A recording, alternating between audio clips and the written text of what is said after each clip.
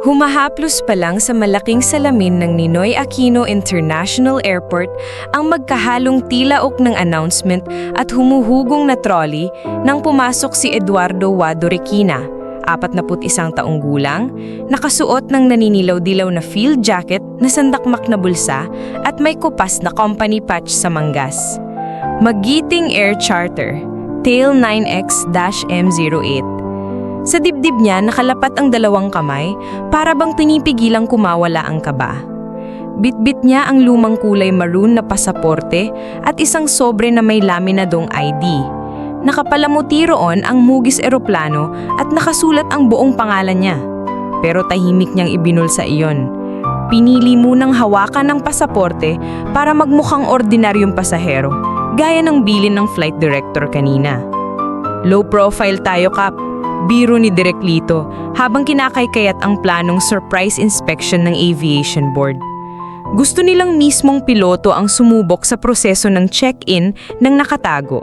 Tiyaking may respeto pa rin ang mga ground personnel kahit sa mukhang promdit kinakabahan. At si Wado, na lumaki sa inasbaltong palaya ng San Nicolas, Pangasinan, ay piniling isnabin noon ang eskolahang pang-Ingles. Mas gustong magbasa ng manual at kumayod sa airfield kaysa mag-memorize ng grammar.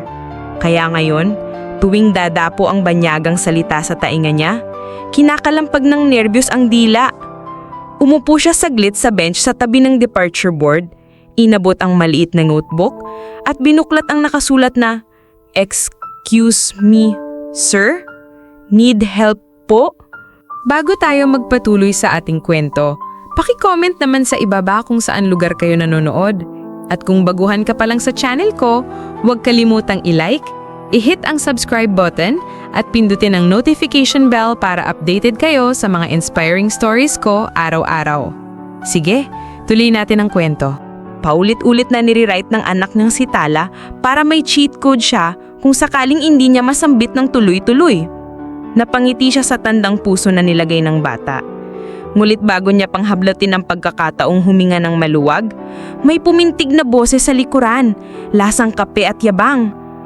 "Pare, tignan mo yung tito mo, mukhang first time lumabas ng baryo." Nagulat si Wado. Paglingon niya, isang bitanang naka-backpack at may earphones ang nakangisi, sabay kurot sa hangin para kunwaring nag-snack ng selfie. Sa tabi, nakisawsaw ang katabi nitong morenong lalaki na may mala artistang bigote. "Kuya, nasan ka papunta?" "Misir, we bored. Joke eh." Sabay tawa. Nagtawaan silang dalawa, alingaw-ngaw sa high ceiling na departure hall. Pinisil ni Wado ang dibdib, pinili na lang ng umiti ng payapa. Sumingit siya sa pila ng check-in sa counter 26. Sa pang-apat na hakbang niya, nabangga siya ng matikas na matandang Amerikano, naka-briefcase na may gold logo. "Sorry po," bulaslas niya. Pero ang bibig biglang natuyo. Lumagas na lang sa bibig na, Sorry po?" Napatingin ng foreigner, kumunot ang noo, pero agad ding nagpatuloy. Ang mas malupit ay ang buntong hiningang tawa ng dalawang bitanang kanina. Nasa likuran na pala niya. "Walang English si kuya," bulong ng isa. "#nosebleed," sagot ng kasama, sabay high five.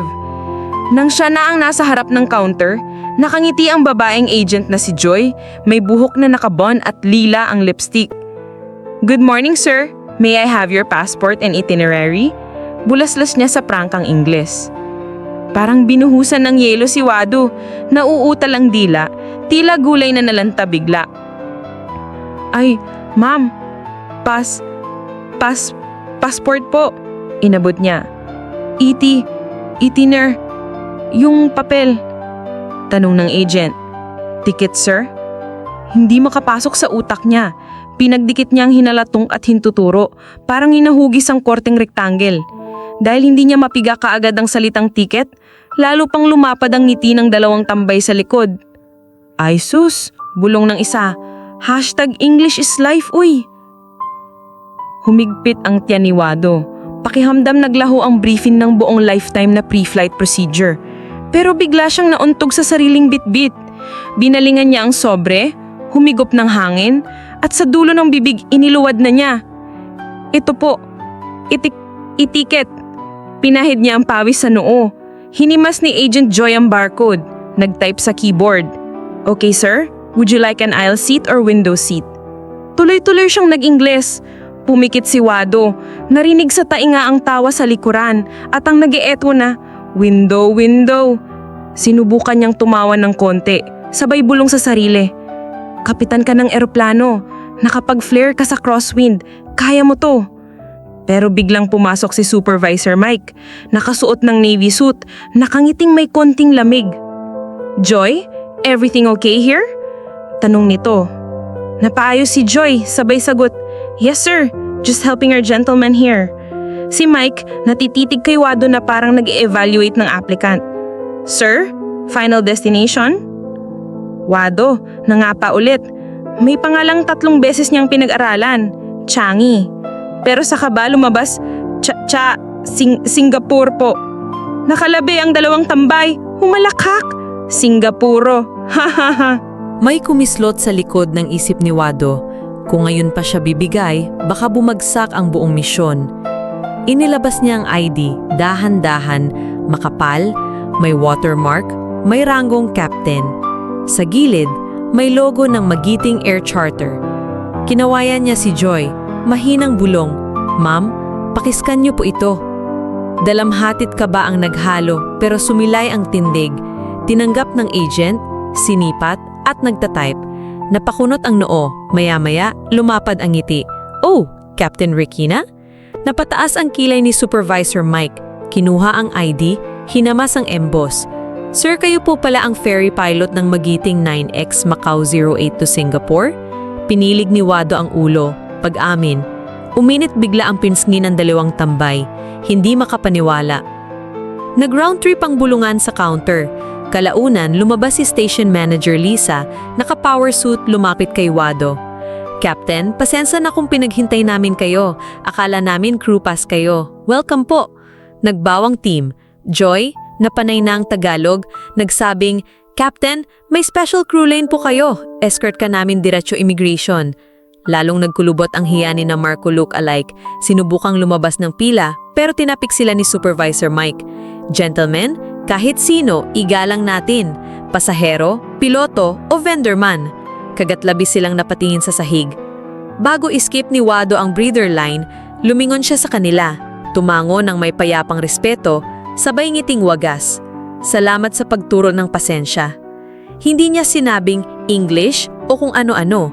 Sapat nang na ang hangin ay nakapahiyaw sa aral. Pagdaan sa crew immigration, inabutan siyang kape ni Officer Dencio. Cap, galing mo raw sa surprise audit ha? Idol. Tumawa si Wado, nawala ang kaba. Sa briefing room ng flight deck, nakaupo na ang co-pilot na si First Officer Gina, binabasa ang manual. Cap, inakala nilang pasahero ka? Swak, sabi nito. Ayos lang FO, training din yun sa humility. Habang sinusuri nila ang weather, sumagi sa isip niya ang 2 binata. Paano kung sila ang kabataang gustong maging piloto? Tapos nasanay mga klahi sa di marunong mag-Ingles. Pinangako niya sa sarili, babalik siya at mag-aalok ng libreng orientation flight para sa mga kabataang tulad nila. Boarding time. Habang naglalakad sa jet bridge si Wado, suot na ang makintab na stripe sa balikat, nasalubong niya ang parehong binatang may backpack. Ngiting aso ang 2. Nangingilid ang hiya. Captain, paumanhin ni Una. Kanina, biro lang po. Lumapad ang ngiti ni Wado. Tapik sa balikat. Walang problema. One day marunong din kayong lumipad kahit anong wika. Tinuro niya ang puso. Dito ang tunay na spoken English. Napatawa sila, gunit may luha sa kanto ng mata. Tila unang pagkakataong natutuhan nilang di palaging salita ang sukatan ng talino. Sa cockpit ng Boeing 737-800, binuksan ni Wado ang radyo. Inglesan na ito. Kabisado niya parang dasal. Singapore Tower, Magiting 9 Mike 08, request pushback, information Charlie. Maayos ang tono, walang bakas ng probinsyano. Sumagot ang tower. Pumikit si Wado. Huling naalala ang pawisan niyang paggabado sa counter. Ngumiti siya. Ipinasok sa dibdib ang ID. Hindi mahalaga kung gaano kaperpekto ang dila niya sa check-in hall. Ang mahalaga, kaya niyang ilipad ng ligtas ang bawat pasahero. Maging ang 2 tumawa sa kanya, ang supervisor na tinimbang siya sa Ingles, at ang lahat ng hindi nakakaalam na minsan sa buhay ay may taong binabaliwala nila dahil lang sa bigkas. Paglapag nila sa Singapore, palakpakan sa cabin. Smooth landing! Habang binabayo ng liwanag ng apron ng uniform niya, may nag-selfie na pasahero sa exit. Napansin siya. Captain, ikaw pala yung nasa video na viral, yung the pilot in disguise, trending sa TikTok. Sa loob ng 12 oras, kumalat pala ang kuha ni Joy. Pinost niya ang hindi kailangang matata sa Ingles para maging world class.